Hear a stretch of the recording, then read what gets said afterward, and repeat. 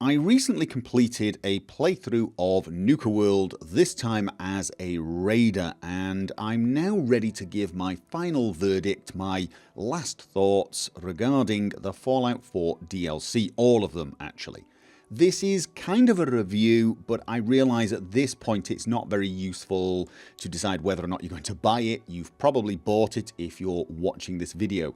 This is more of a breakdown, a critique of the entire package of DLC for that game and possibly identifying where they went wrong, what they got right, a general scorecard, if you will. Now, before I discuss the individual DLC, I would like to cover the topic of the Season Pass. And the reason for that is I just do not like the entire concept of a Season Pass. It's something I generally feel is a negative. I don't mind a complete DLC bundle once all the DLC has been finished. For example, with Skyrim and it's the Legendary Edition, it's the game with all the DLC. Or a DLC pack, the complete pack or something like that. But let's face it, Season Passes are something that you get before the DLC has even been made. It's a promise.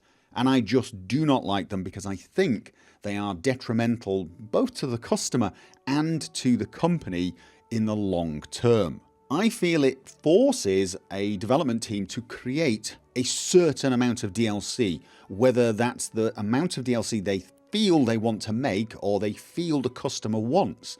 So, there are going to be times when the customer would like more DLC, but they just can't justify making it because, let's face it, most people have already bought the Season Pass and thus they're not really going to make much more money.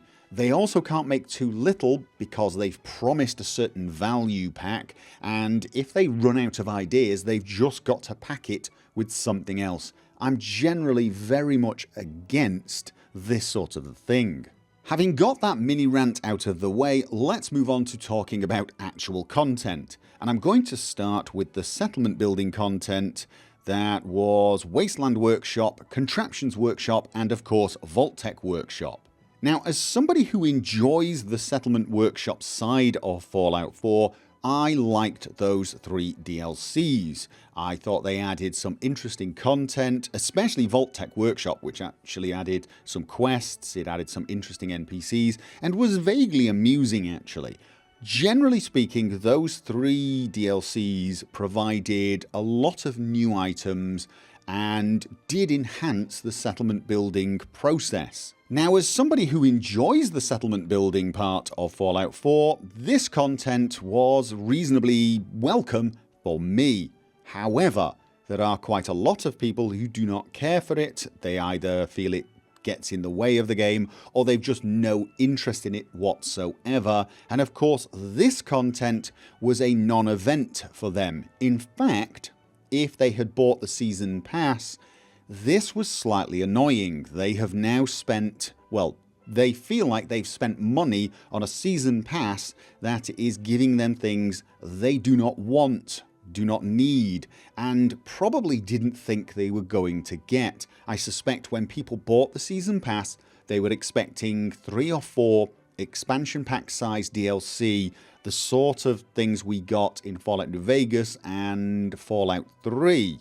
From a PR perspective, I think it was a mistake to release this content with a price tag. I know this is going to be a little weird sounding, but I think they should have released it for free as a gift to the community, to their customer base, and I think that would have generated a lot of goodwill. Of course, it would have reduced the effective value of the Season Pass, but I actually think adding this to the Season Pass doesn't do you any favours actually. I think people who've got no interest in the settlement building side of things do not look at this content and mentally add it to the value of the Season Pass. They're just looking at Far Harbor, Nuka World and Automatron and adding those together as the value of the Season Pass.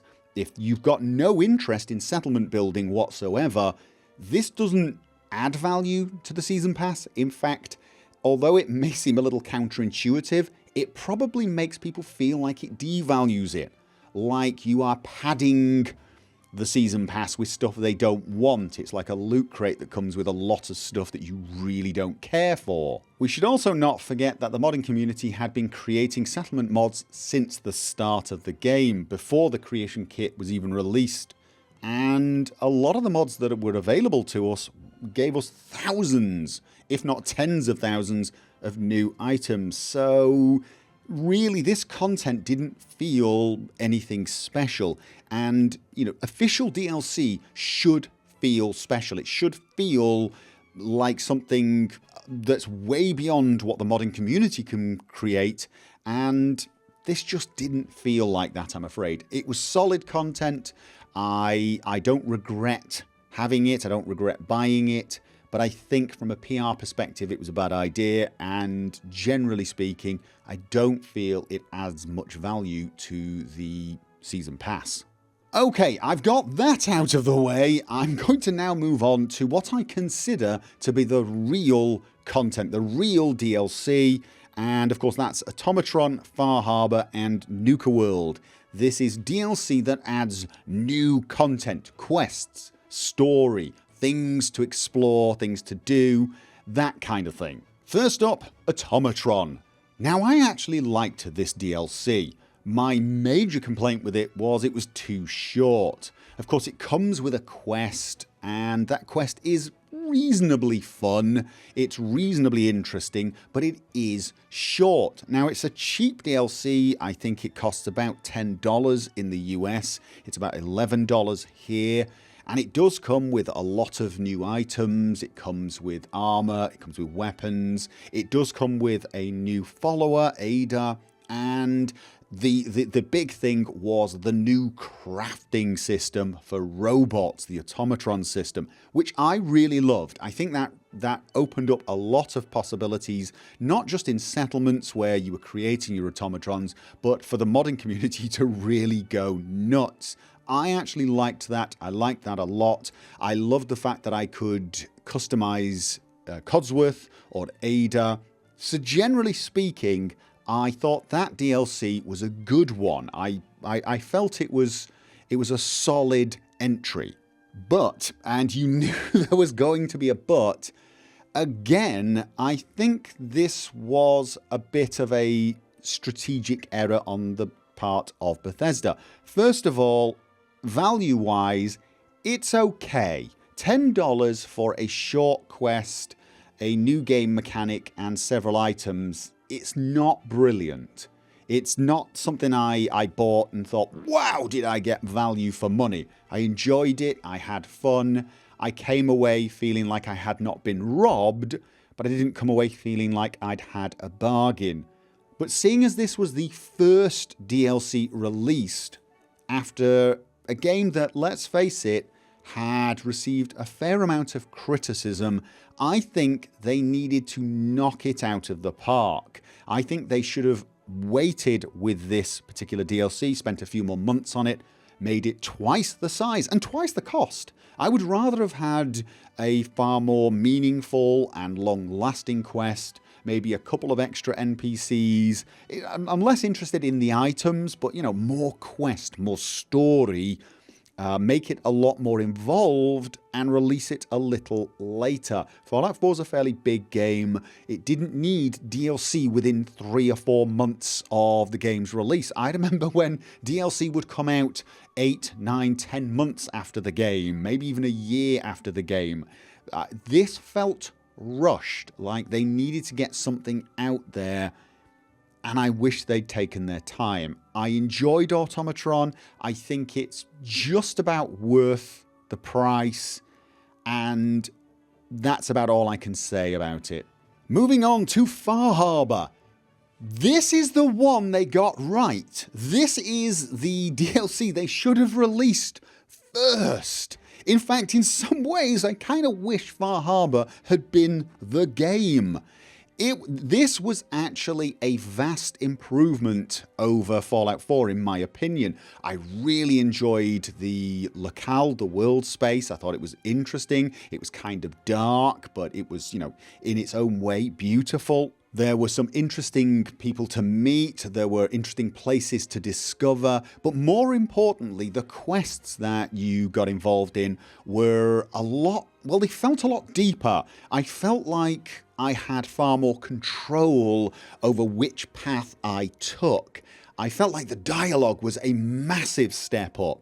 The dialogue was a lot more interesting. It felt like I had some choice over what I said and how I came across. I could, be a good guy. I could be a bad guy. I felt I had more control. That might be all in my mind. That might be an illusion. However, that is a big part of the game creating process, giving the player the illusion that they are altering the world, that they are having an effect. And I think Far Harbor did a much better job of that than the main game. I really enjoyed a lot of the side quests. Hunting for the sea monster Red Death, for example. I thought that was a great little quest. I generally enjoyed exploring and discovering different places because it felt different from place to place. In the Commonwealth, I often felt like it was just one giant area of raiders and super mutants respawning to be shot. There were some key areas that stand out in the Commonwealth, like the flying ship, but generally speaking, it was just a sort of a non-stop barrage of raider outposts, gunner outposts, super mutant outposts. Kill them. Did they respawn 3 days later? You kill them on your way back, and so on. Far Harbor felt, well, it felt more interesting. There were less things popping up. I wasn't constantly shooting every step of the way, but I was discovering new things, and I really felt like I was playing an RPG rather than playing, let's face it, Fallout 4 has received a lot of criticism in that area as being a shooter with some RPG elements. I feel like Far Harbor came a lot closer to what the game should have been. To me, Far Harbor felt like Bethesda had listened to the customer. They had taken on board the criticisms and tried to make the game we said we wanted. So for me, it wasn't just a good DLC, it was also a sign of hope. And then unfortunately they dashed that hope with Nuka World. Nuka World is an odd DLC for me to describe because I'd say the best description I could come up with is something that had a lot of potential that was just squandered. I feel like they missed an opportunity to make a truly great DLC. But I also feel they kind of forgot the lessons they seem to have learned in Far Harbor. And that makes me wonder if it was two separate teams, both of which started pretty much as soon as the original game had been released.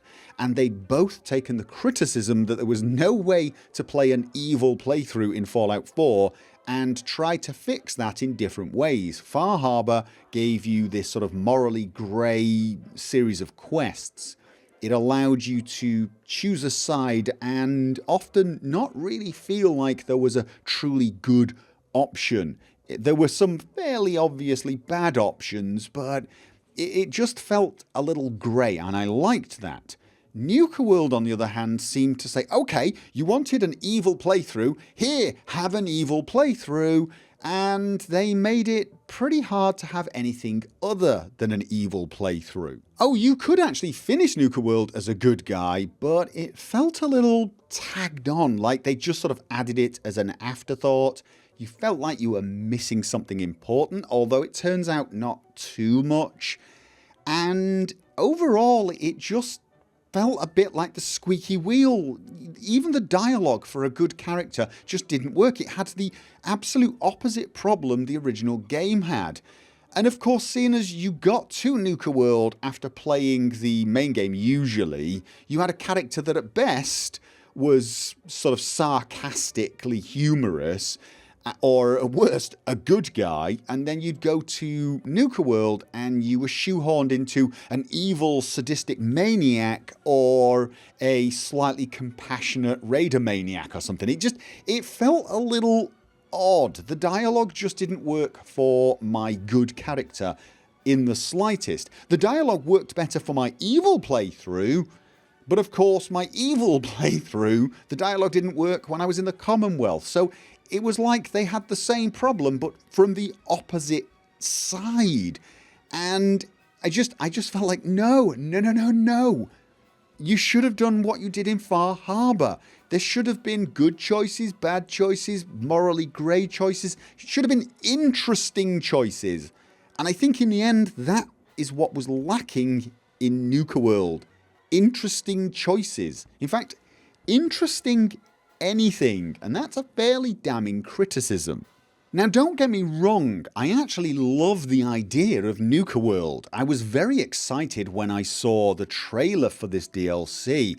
I was hoping for a kind of zany, over-the-top experience that had a sort of undercurrent of darkness. The sort of thing we had in Old World Blues, this insanely over-the-top humour, this ridiculous, I don't know, almost comedy sci-fi vibe, and yet with some serious undertones, and of course with great dialogue and great writing.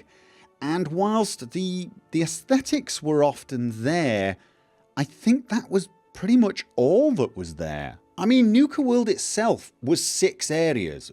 5 of them were just there to be cleared. They were just areas in which you found opponents. Yeah, there were some minor quests in those areas, usually just one to clear the area or fix the varmint problem or whatever it is. But that was it. There's this one quest in the area to claim it. And it felt like an action game. There were 5 places, 5 maps, you go, you clear, you're done. Even the main hub, Nuka World, Nuka City, Nuka Town, sorry, was just, it was there as a pure hub, and it had a few Radiant quests, but not really anything going on. And the main quest was just kind of meh, in my opinion. And the annoying thing is, it just did not have to be that way. I think one of the big problems with Nuka World is it just did not have a good backstory. It was a place that had been overrun by raiders who were using it as a base to pretty much do nothing. You know, why had these raider gangs moved into this area filled to the brim with defensible places, high technology, potential resources, and then just been content to hang around and maybe go on the odd raid in the Commonwealth? And of course that's supposed to be the main story, isn't it? They're all fed up of not doing this. But that's just such a, well, to be honest with you, it's unimaginative. I think it would have been much better if you'd have gotten to Nuka World and found an overboss who was trying to keep control of the rival gangs. But the rival gangs weren't just hanging around picking their nose making threats. They'd already taken some of the areas. Imagine the 5 areas. 3 of them had already been taken, one by each of the main raider gangs. And they turned those areas into viable little mini towns. And instead of just going off and robbing people, they'd sort of morphed into something more. The way they did in New Vegas with the families that were running the casinos, they'd started to do something more organised. So perhaps the disciples had started selling slaves, that type of thing. The operators were in the drug trade. The pack were into things like arena fights, pit fights, whatever, those type of things. And they'd started to become an almost little town in each area where there were shops, there were people to talk to, quests, things to do.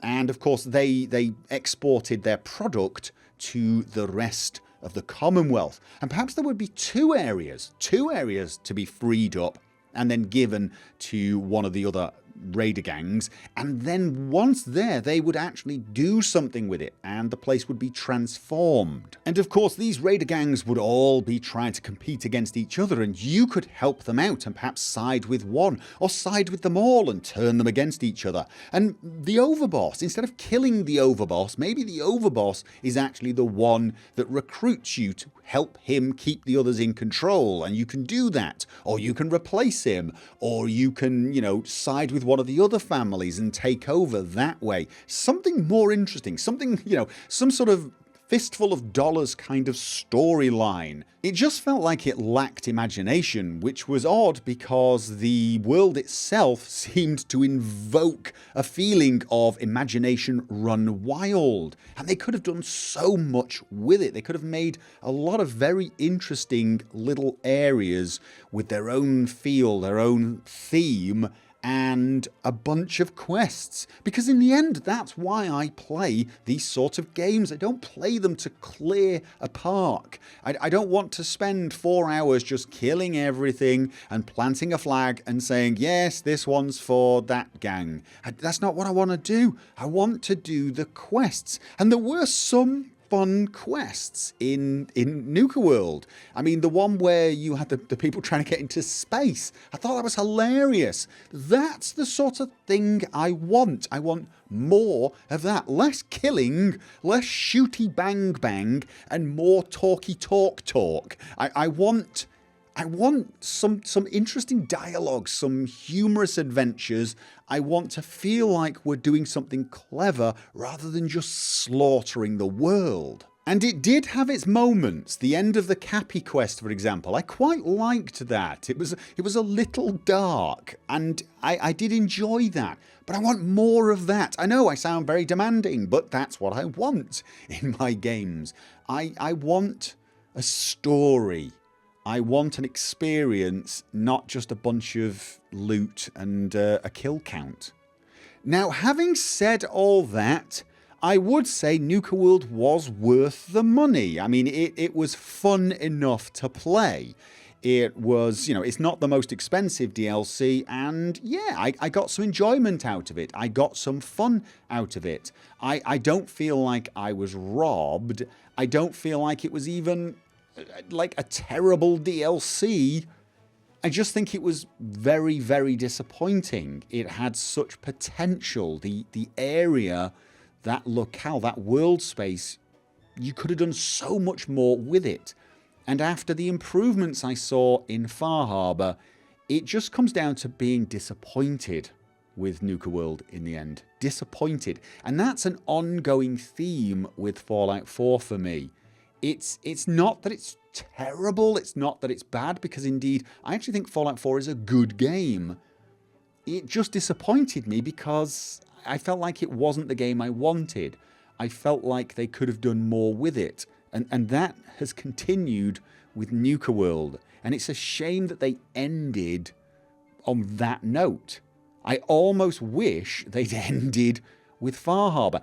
If they'd released Automatron, then Nuka World, and then Far Harbor, I'd be sat here saying, you know what? In the end, they got it. In the end, they seemed to figure it out, and so I now have high hopes for Fallout 5. But Nuka World just didn't make me feel that way.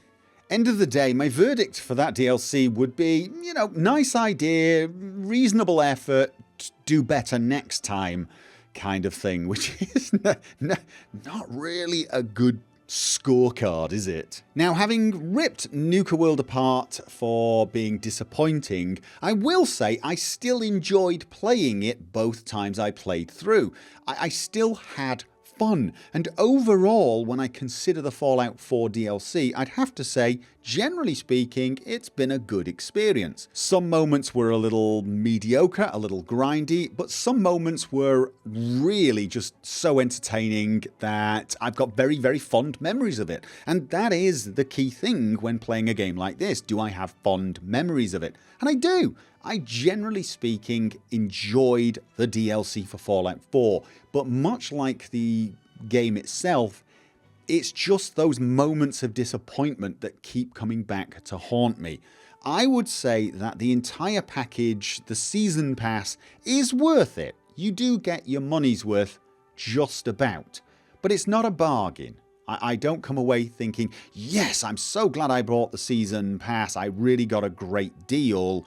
I feel like I got my money's worth, but at the same time, I think I was hoping for more. Maybe I'm being selfish and greedy, but what I want to see from the next Bethesda games DLC are are things like Far Harbor, Dragonborn. I want to see expansion pack size DLC. I want to see interesting quests, new places to visit. I want things to do beyond just random combat. And I think you should leave the smaller content to mod makers. I really do think DLC, official DLC, should be something to write home about.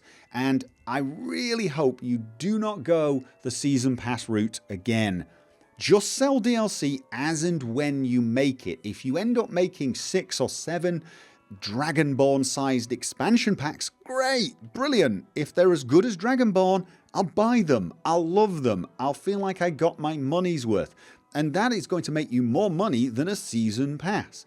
And if, you only make 2, but you make 2 high quality ones, I won't feel like I was robbed. I'd rather you focus on the content the content of the game rather than the content of my wallet. Just focus on the actual DLC, make some good stuff. That's really all I have to say on that. And I realise I've rambled on for ages. I do apologise for going on, but that is kind of what I do. I hope that I've not upset too many people, because I'm sure there are some people who disagree with my opinion quite passionately. But of course, that's what opinions are. They're just opinions, and this was mine. Okay, thank you for listening, and I will speak to you guys next time.